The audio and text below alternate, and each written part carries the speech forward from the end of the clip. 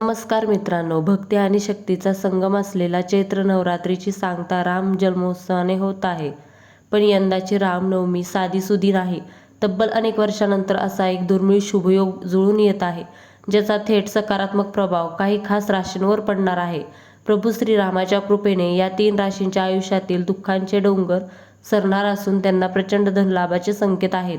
तुमची रास यात आहे का? आणि नसेल तर नशीब पालटण्यासाठी कोणते अचूक उपाय करावेत, हे सर्व आज आपण व्हिडिओमधून पाहणार आहोत. व्हिडिओ शेवटपर्यंत पहा, कारण शेवटचा उपाय तुमचे आयुष्य बदलू शकतो. यंदा रामनवमीला ग्रहांची अशी स्थिती आहे जी राजयोग निर्माण करत आहे.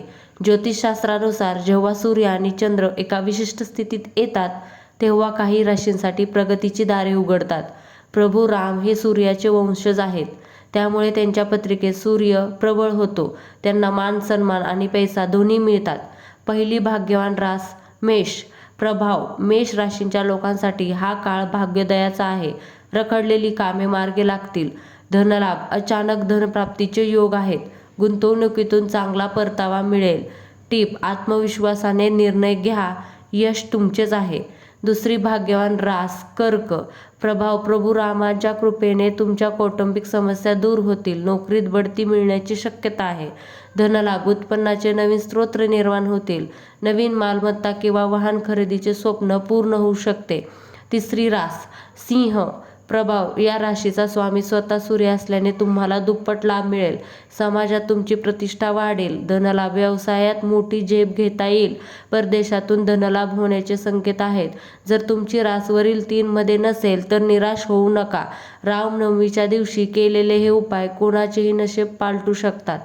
रामरक्षा स्तोत्राचे पठण. रामनवमीच्या दिवशी सकाळी स्नान करून 11 वेळा रामरक्षा स्तोत्र वाचा. यामुळे घरातील नकारात्मकता दूर होईल.